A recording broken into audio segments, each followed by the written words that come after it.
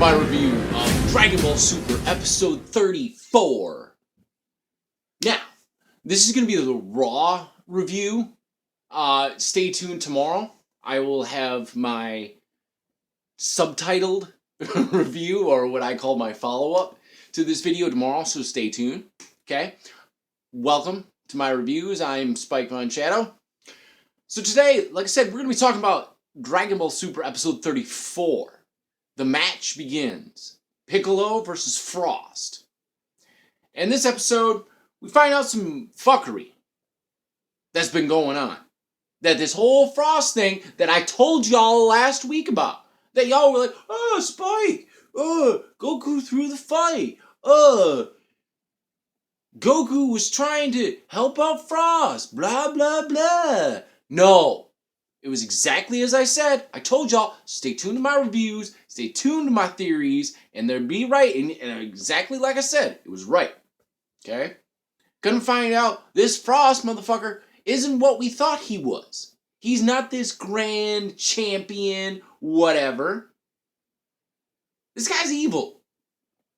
And it feels like no matter what universe this race of aliens that Frieza's race comes from and Frost's race come from, no matter what universe, they're evil. They're bad. They'll cheat. So this whole poison dart, this punch was exactly what we thought. And he did it to Piccolo, and he did it to the announcer guy. Well, we'll get to that later in the review. But, long and short end of it, we find out the truth behind this whole Frost thing. So that and the end of their match, and then the beginning of what's coming next, which is going to be Vegeta and Frost. But I'll get to that later in my review. Now, without further ado, my 5 favorite moments. Number 5. My 5th favorite moment in this episode was Chi-Chi coming to Goku's aid in the beginning of the episode. Now, if you've been watching my reviews, and you know how I feel about Chi-Chi, okay? I personally think that Chi-Chi is probably a bigger villain than even Frieza. Because she's the one that's always nagging at Goku, stopping Gohan from training. I don't think Goten, whatever training he's gotten, he's been having to do it on his own probably, or with Gohan or whatever. But the point is, Chi-Chi's always the one that's like there trying to prevent everyone from training. When it's like, they gotta train because they gotta protect the world. So, for the first time in Dragon Ball Super, and especially in Dragon Ball Z, you know, we got to see that more warm side of Chi-Chi. We got to see her, after Goku's lying on the ground, her come to his aid and make sure that he's okay. Like, that kind of that love and that concern was so refreshing to see from her. So, I loved that moment. Now, my number 4 favorite moment in the whole episode. Okay? My number 4 favorite episode goes like this. It was at the point in the fight, in the beginning of the match, when Piccolo steps up and he takes off his cloak and his hat like he always does. And the reason this is my 4th favorite moment is because it was hilarious, because he like winds us up in a ball and then throws it and it lands on the announcer. And he's like, he's just like completely bogged down with this. Like, wow. Like, I don't know. I really love that episode, that part of the episode. I thought that was really, really, really cool. So, number 3 favorite moment in the whole episode goes like this. Number 3. And ultimately, you wouldn't expect this, but ultimately, the one who saved the tournament, the one who stepped up and really helped things out, was Jocko.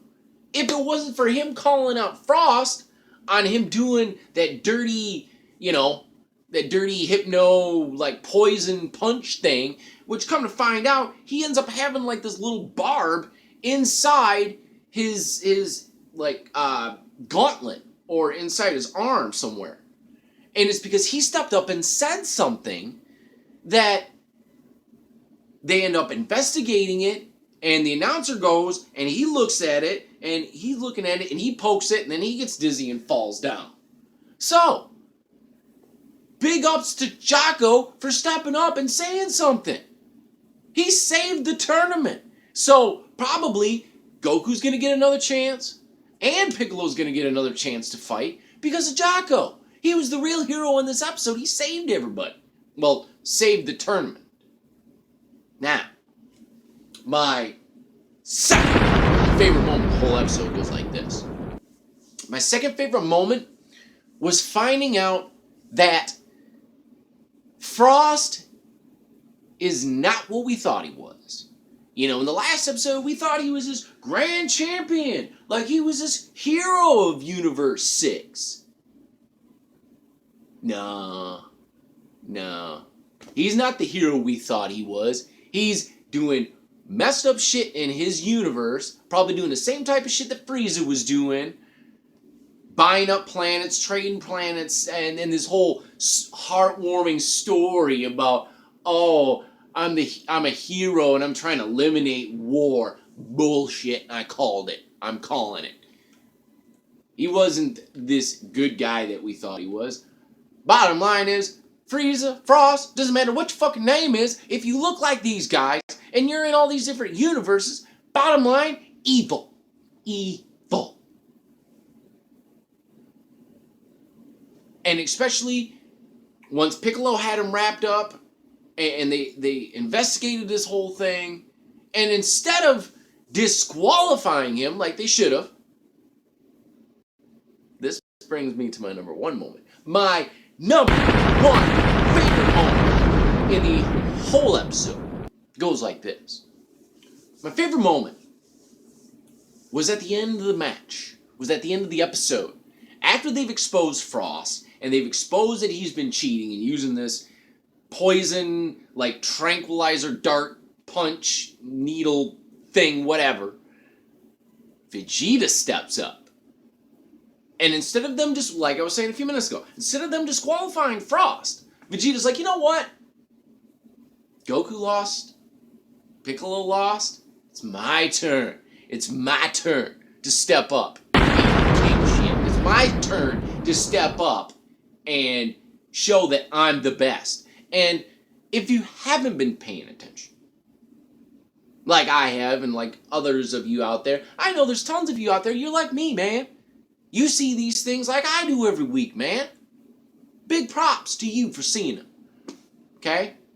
Vegeta, ever since Resurrection of F, ever since they've been training with Beerus and Whis, he has been waiting for this moment. He's taken every opportunity he can to surpass Kakarot, to surpass Goku. Ever since Dragon Ball Z, ever since the Saiyan Saga, yo. He has been waiting for this moment. Every battle, every transformation, always one step behind Goku. Goku's always the hero, the champion. He's always the one that's out front, that's going Super Saiyan 2, Super Saiyan 3, not Super Saiyan God. Like, he's always the one, and the whole time, Vegeta's in the back, keeping up with him. Every step of the way, man. He gets transformation, or he gets to a higher level, that's where Vegeta's going. And this is going to be his moment.